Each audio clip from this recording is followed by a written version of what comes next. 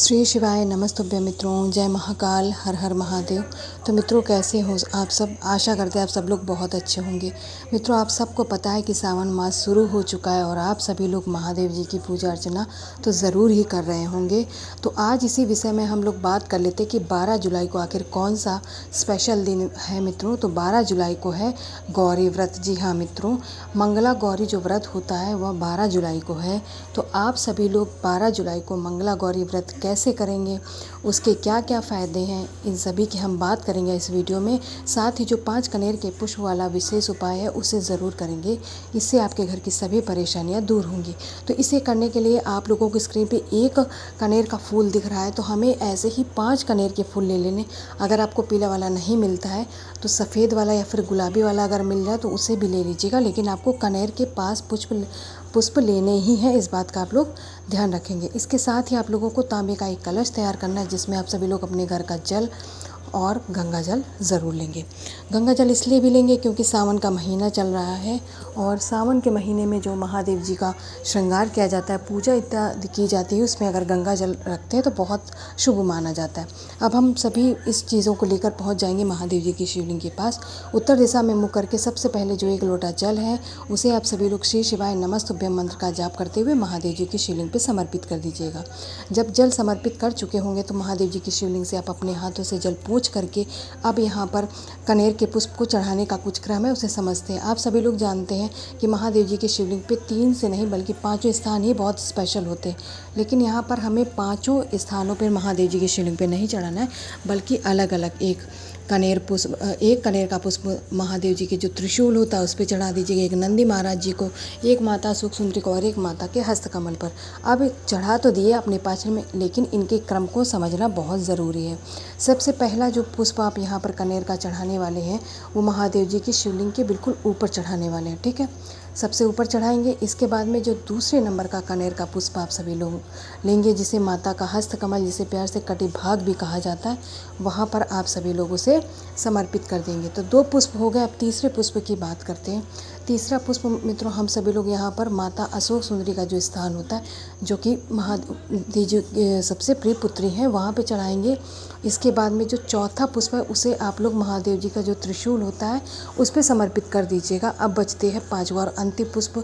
इसे चढ़ाने से पहले आप सभी लोग जब मंदिर में पूजा इत्यादि कर चुके होंगे और वहाँ से निकलते समय जो नंदी महाराज जी का उठा वाला पैर होता है उस पे आप लोगों को 5वां और आखिरी पुष्प रख करके अपने घर की जो भी परेशानी जिसे दूर करने के लिए आप उपाय कर रहे हैं उसे स्मरण करके कह के चले आइएगा। मित्रों, सावन समाप्त होते होते आपकी वो परेशानी आपके घर से यूँ चली जाएगी कि आपको पता भी नहीं चलेगा। अब यहाँ पे दूसरे उपाय की बात कर लेते जो आप लोग इस मंगला गौरी व्रत वाले दिन करने वाले हैं। तो मित्रों, जो दूसरा उपाय है वह है एक बेलपत्र चढ़ाने का उपाय, मतलब आपका रोग को दूर करने का उपाय। इसके लिए आप सभी लोग एक बेलपत्र लेंगे जो कहीं से कटे फके और खंडित बिल्कुल नहीं होनी चाहिए। साथ ही में यहाँ पर आप लोग लेंगे चंदन, पीला चंदन लेना है। अगर गीला मिलता तो ले लीजिएगा, अगर गीला ना मिल के सूखा वाला मिलता तो उसको भी आप लोग ले लेंगे। इसके बाद आप लोगों को लेना है महादेव जी के जो बेलपत्र तो प्रिय होते हैं, आप सभी लोग जानते हैं, और धतूरा भी महादेव जी को बहुत प्रिय होता है, यह भी आप लोग जानते ही होंगे। धतूरा लेंगे। इसके बाद पीला चंदन जो लिया उसको इस तरीके से धतूरे पे लगाइएगा कि हरा ना दिख के आपको पीला धतूरा दिखना चाहिए, इतना आपको चंदन लेना है, ठीक है। उस चंदन को आप अच्छे से धतूरे में लगा लीजिएगा। इसके बाद में इन सभी चीज़ों को लेंगे और साथ ही में आप लोगों को कलश लेना तो बिल्कुल ही नहीं भूलना है। तो तांबे का एक कलश लेंगे जिसमें आप लोग अपने घर का शुद्ध जल और गंगा जल डालेंगे। इसके बाद में मित्रों इस कलश को आप लोग उठाएंगे। बाकी जो चीज़ें ली हैं, बेलपत्र, धतूरा लिया है, उन सभी को लेकर के पहुंच जाएंगे देवादिदेव महादेव भगवान शंकर के शिवलिंग के पास। यहाँ पर पहुंचकर उत्तर दिशा में मुख करके खड़े हो जाएंगे। अब सबसे पहले जो आप लोगों ने एक बेलपत्र ली है उसे आप लोग जिस व्यक्ति के रोग बीमारी को दूर करना चाहते हैं उसका नाम लेते हुए आपको महादेव जी के शिवलिंग पे समर्पित कर देना है। बेलपत्र चढ़ाने के बाद में अब आपके पास बचता है धतूरा, जिस पे आप लोगों ने पीला चंदन लगाया हुआ। अब इस धतूरे को आप सभी लोग इसी बेलपत्र के ऊपर कुंडकेश्वर महादेव जी का नाम लेकर समर्पित कर दीजिएगा। मित्रों, धतूरा चढ़ाने के बाद में आप जिस व्यक्ति के लिए उपाय कर रहे हैं उसका नाम एक बार और लेना है। इसके बाद में जो एक लोटा जल लिया है मित्रों, उसे आप सभी लोग महादेव जी के शिवलिंग के ऊपर यानी धतूरे के ऊपर चढ़ाएंगे श्री शिवाय नमस्तुभ्यम मंत्र का जाप करते हुए। जब आप इसे चढ़ाएंगे तो जैसे ही जल उससे गिरेगा तो वो जो आपने चंदन लगाया हुआ उस चंदन जैसे ही बहेगा मित्रों, महादेव जी की पूरी शिवलिंग पीली पीली, यानी इतना सुंदर श्रृंगार हो जाएगा आप लोगों की इस उपाय से। और महादेव जी का आशीर्वाद भी मिलेगा और उस व्यक्ति को भी आशीर्वाद मिलेगा जिसके लिए आप ये उपाय कर रहे हैं, उस व्यक्ति का रोग बीमारी बहुत जल्दी दूर हो जाएंगी। इस जल को आप लोग रोकिएगा नहीं, क्योंकि धतूरे पे चढ़ाया हुआ जल विषैला हो जाता है तो उसे रोका नहीं जाता। तीसरा और आखिरी उपाय बताने से पहले आप लोगों को एक ही विनती, जो लोग मेरे चैनल पर पहली बार हैं वो लोग वीडियो को लाइक और चैनल को सब्सक्राइब करना ना भूलें, जिससे मेरे द्वारा बनाए वीडियो का नोटिफिकेशन आप लोगों को समय पे मिलता रहे। तो तीसरे उपाय की बात करते हैं मित्रों, यहाँ पर जो आप लोग इस 12 जुलाई को करेंगे वह है, अगर घर पे बहुत ज़्यादा लड़ाई झगड़े होते हैं, क्या करते हैं, समझाते तो हैं लेकिन बच्चे मानते नहीं, आपको क्या करना है, चुपचाप एक उपाय कर लेना है, ठीक है। इस उपाय में आप लोगों को लेना है शहद। ज़्यादा शहद नहीं लेना है, हमें 1 से आधा चम्मच ही शहद का लेना है मित्रों, बस इतना पर्याप्त है आपके इस उपाय के लिए, ठीक है। शहद लेने के बाद में आप सभी लोगों को लेना है अक्षत चावल के दाने।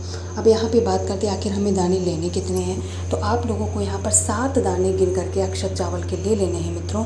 और 7 दाने और शहद लेने के बाद में अंतिम आपको जो चीज़ लेनी है वह है तांबे का एक कलश अपने घर का तैयार करेंगे मित्रों, जिसमें आप लोग अपने घर का शुद्ध जल और गंगा जल दोनों लेंगे।